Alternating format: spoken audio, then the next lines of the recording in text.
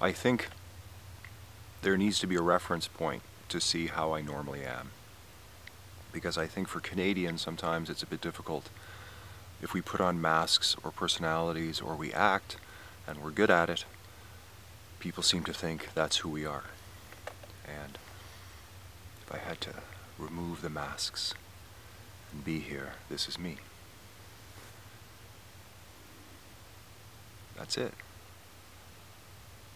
If I put hats on, or faces, or voices,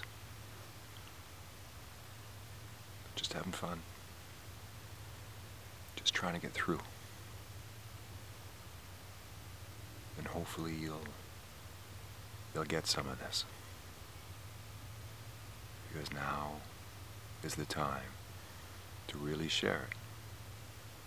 Share it in such a way that it cannot be denied, that we need a huge reformatting of the hard drive, start over from a good place.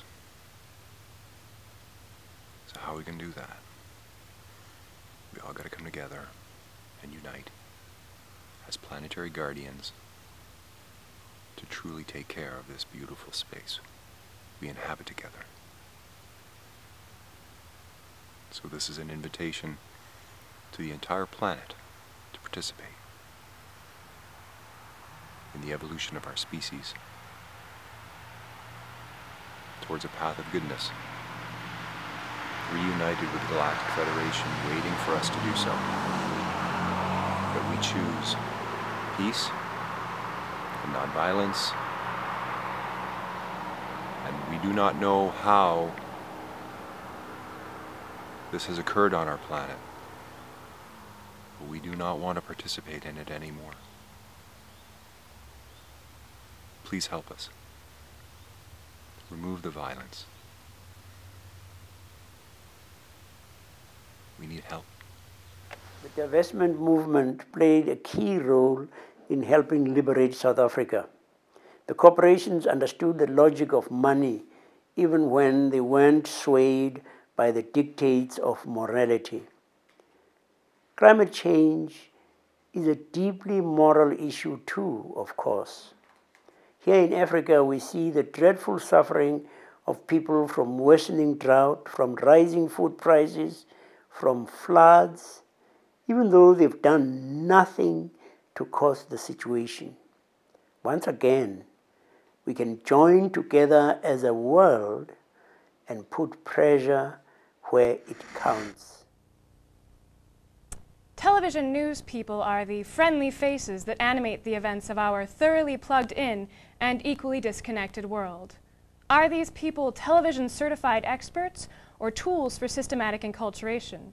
Are they weather condition diviners or traffic status scientists? That was a clip from almost 10 years ago now. It's me performing my artist statement for Snow Days, which was a series of paintings of local television news personalities.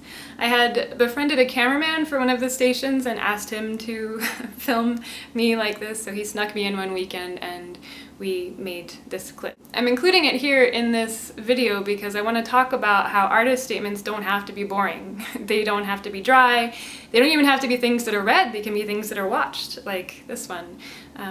Artist statements are too often sort of done as this thing that artists don't like, and you can really tell. But they can be so much more than that. And I've written about artist statements before on my blog, and I've talked about how I don't think that writing an artist statement for your full body of work is really a good idea, that it's better to write artist statements for specific collections or series. But we all have had to and will continue to have to write more general artist statements. It's just part of applying to venues or grants or whatever. And so when we do that, I think we should think about a couple of things. One, what is the vocabulary we're going to be using? I mean, we can talk in art speak, you know, something that only other artists or art types are going to understand, but we can also speak in more conversational ways. And along those lines, we can use verbs that are really boring and passive and vague, like, I was exploring the blah blah blah, or I was fascinated by. You know, we can do that, but it's really much more interesting when we use action verbs, much more passionate when we use action verbs. After that, I would recommend, once you've written a draft, to consider the copy-paste test. This is something that I hadn't ever heard about before until I was talking with someone who worked in an admissions office for a university, and he said that when he was reading these essays, these admissions essays, he realized that sometimes you could copy and paste the part of one essay into someone else's essay and it wouldn't make a difference. Like, it wasn't personal enough to the person writing the essay that it really mattered. It wasn't really describing that person very well. And you really don't want that with your artist statement either. If it's something that could be said by any artist, cut it. We don't need it in the artist statement. It should be something that is so you. And finally, when you're writing an artist statement, I would encourage you to think about whether you're writing a mission statement for what you do as an artist or whether you're telling a story. So a lot of companies and artists publish mission statements. I've done it, painting every person's portrait, one face at a time. And okay, maybe it's useful, maybe it's interesting, but it's not really that inviting. It's just telling people what you're doing, as opposed to when you tell a story, you're inviting them to get to know you on their own terms, and that's much more interesting for a person. So artist statements don't have to be boring. They don't even have to be things that are read. They can be so much more if only we let them be.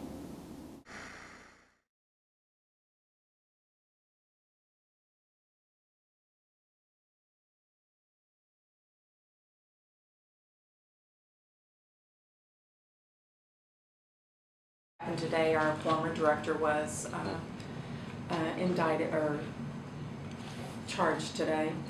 And so we just want to say that the Lighthouse Board has and will continue to assist in the investigation and prosecution.